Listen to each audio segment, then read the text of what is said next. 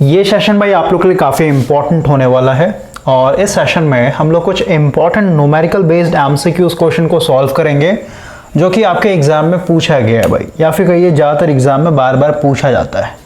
Question है यहाँ पे भाई आपका इम्पिडेंस दिया हुआ है। अगर आपको दिख नहीं रहा होगा यहाँ पे मैं हाईलाइट कर दे रहा हूँ, Z इक्वल टू 3 + J4 ओम। ये आपका इम्पिडेंस दिया हुआ है और इस फॉर्म को हम लोग कॉम्प्लेक्स फॉर्म बोलते हैं भाई। ओके, बेसिक इलेक्ट्रिकल में आपको फेजर अलजेब्रा पढ़ना होता है, वहां पे हम लोग डिफरेंट फॉर्म को पढ़ते हैं। ये आपका कॉम्प्लेक्स फॉर्म हो गया, एक आपका पोलर फॉर्म होता है, रेक्टेंगुलर फॉर्म होता है, ठीक है। तो ये आपका इम्पिडेंस दिया हुआ है कॉम्प्लेक्स फॉर्म में, is connected across a sinusoidal supply of 50 hertz, then its susceptance. आपको यहाँ पे ससेप्टेंस बताना है भाई। तो अभी इस क्वेश्चन को सॉल्व करने से पहले हम लोग यहाँ पे थोड़ा सा कॉन्सेप्ट सीखते हैं भाई। जब भी आप बेसिक इलेक्ट्रिकल पढ़ेंगे तो बेसिक इलेक्ट्रिकल में भाई हम लोग को पढ़ना होता है सप्लाई सिस्टम के बेसिस पे। एक तो हो गया आपका डीसी सप्लाई, और डीसी सप्लाई में हम लोग पढ़ेंगे DC network, KVL, KCL, Norton's, Thevenin, superposition theorem, maximum power transfer theorem, ये सब पढ़ना होता है। तो हो गया आपका डीसी नेटवर्क पूरा का पूरा। और एक होता है भाई एसी नेटवर्क या फिर कहीं एसी एनालिसिस। तो ये जो क्वेश्चन आपका पूछा गया है ये पूरा का पूरा एसी एनालिसिस से पूछा गया है भाई। तो एसी के अंदर हम लोग 5 चैप्टर पढ़ते हैं। सबसे पहला चैप्टर है आपका एसी फंडामेंटल। एसी फंडामेंटल में हम लोग क्या क्या पढ़ते हैं, जैसे आपका भाई फ्रीक्वेंसी क्या होता है, वेवलेंथ क्या होता है, टाइम पीरियड क्या होता है, ठीक है। यानी एक साइनसोइडल फंक्शन में जितने भी इंपॉर्टेंट टर्म्स डिफाइन किए जाते हैं सब हम लोग इसमें पढ़ते हैं भाई।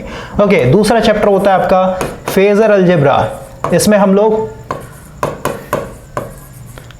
लोग भाई बात करेंगे complex form, rectangular form, polar form, है ना। फिर पोलर फॉर्म को रेक्टेंगुलर फॉर्म में, रेक्टेंगुलर फॉर्म को पोलर फॉर्म में, ये सब कन्वर्जन एक तरीके से सीखना होता है। जे यहाँ पे जो ऑपरेटर लगा हुआ जे ऑपरेटर, ये सब इसी के अंदर पढ़ना है हम लोग को।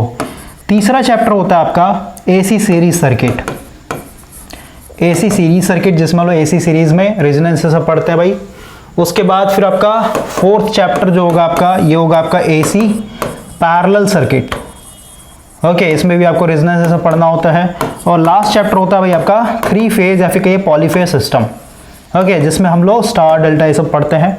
तो भाई हम लोग का ये जो क्वेश्चन है, इंपिडेंस दिया हुआ है, आपको ससेप्टेंस बताना है। तो ये पूरा का पूरा भाई आप समझिए एसी एनालिसिस के अंदर में किसी भी टॉपिक से उठाकर पूछा जा सकता है। ऐसे हम लोग इसको पढ़ते हैं सीधे सीधे फंडामेंटल में, एसी फंडामेंटल में।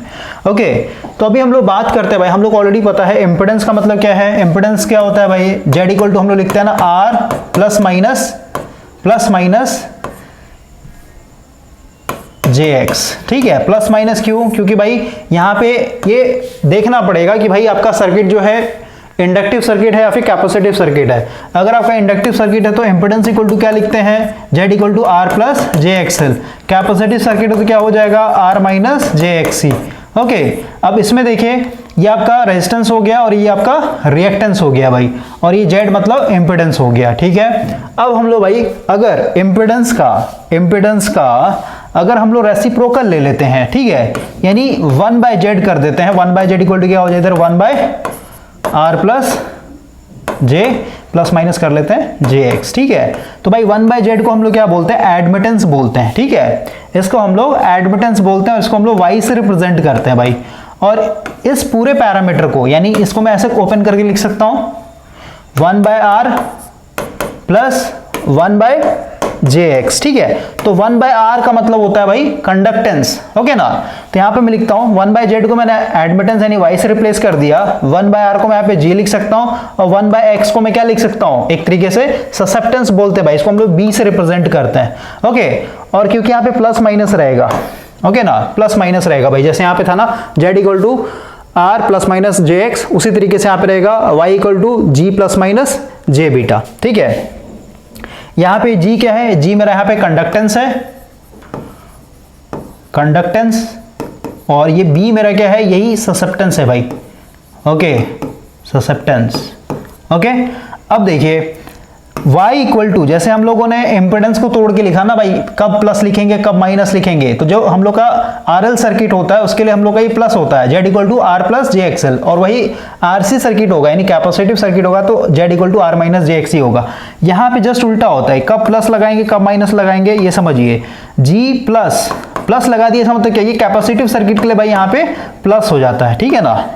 यहाँ पे हम लोग BC, यहाँ पे C कर देंगे, यानी कैपेसिटिव सर्किट के लिए प्लस होता है हमेशा। और वही अगर हम लोग इंडक्टिव सर्किट को दिखाए तो यहाँ पे माइनस हो जाता है JBL, ठीक है। तो अगेन ये कंडक्टेंस है, ये ससेप्टेंस है, ये भी कंडक्टेंस है, ये भी ससेप्टेंस है। क्लियर हो गया।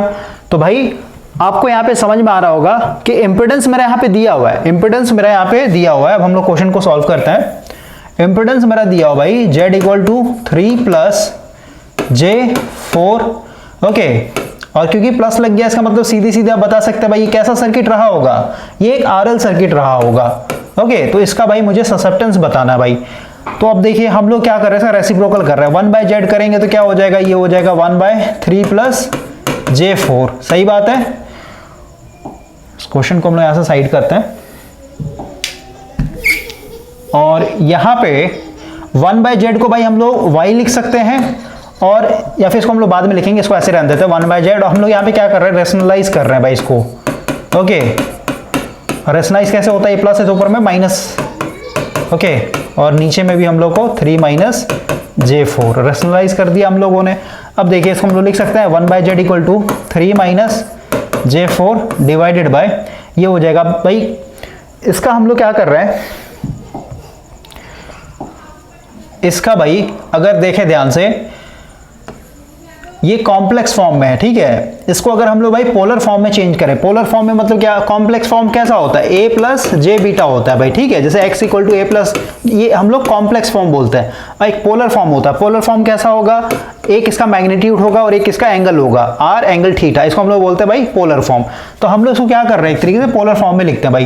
तो हम लोग का ये क्या है, एक तरीके से 3 प्लस J4 है ना। इसका अगर हम लोग मैग्नीट्यूड निकाले तो मैग्नीट्यूड कितना होगा, 3 का स्क्वायर यानी 9 प्लस 4 का स्क्वायर कितना हो जाएगा 16, तो कितना हो जाएगा भाई, ये हो जाएगा 25, और 25 मतलब 5 हो जाएगा, सही बात है। इसका मतलब क्या हो गया, इसका वैल्यू अगर हम लोग पोलर फॉर्म में लिखें तो भाई 5 आएगा, ओके। मल्टीप्लाई का साइन है, मल्टीप्लाई दे देते। इसका भी भाई अगर हम लोग देखें, इसका भी मैग्नीट्यूड निकालेंगे तो उसी तरीके से 3 का स्क्वायर प्लस 4 का स्क्वायर यानी 9 प्लस 16 यानी 25, 25 रूट का यानी 5 हो जाएगा आगे, ओके। तो ओवरऑल हम लोगों ने नीचे वाला जो भाई कॉम्प्लेक्स फॉर्म था, दोनों को हम लोगों ने यहाँ पे पोलर फॉर्म में चेंज कर दिया। अब क्या कर रहे हैं, इधर जो 1/Z था वैसे को वैसे चल रहा है, ये 3 माइनस J4 होगा वैसे ही चलेगा, ये नीचे हो जाएगा 25, सही बात है। अब हम लोग 1/Z इसको हम लोग सेपरेट करके लिख सकते हैं भाई, 3 डिवाइडेड बाय 25 माइनस ये हो जाएगा J4 डिवाइडेड बाय 25, ओके।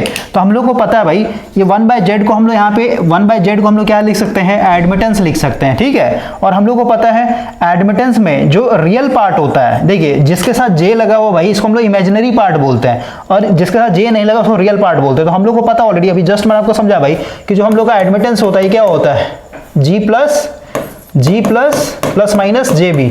तो ये जो रियल पार्ट होता है इसको हम लोग कंडक्टेंस बोलते हैं भाई। तो ये मेरा क्या हो गया, रियल पार्ट है तो इसको हम लोग क्या बोलेंगे, मेरा कंडक्टेंस है, ठीक है, ये कंडक्टेंस है। और ये पूरा का पूरा टर्म जो इमेजिनरी पार्ट है इसको हम लोग क्या बोलेंगे, ये मेरा एक तरीके से ससेप्टेंस है, ठीक है। यही मेरा एक तरीके से ससेप्टेंस है। तो ससेप्टेंस इक्वल टू क्या हो जाएगा भाई, ये मेरा G हो गया भाई, इसको मैं यहाँ पे G लिख दूंगा, और ये मेरा एक तरीके से B हो जाएगा, ठीक है।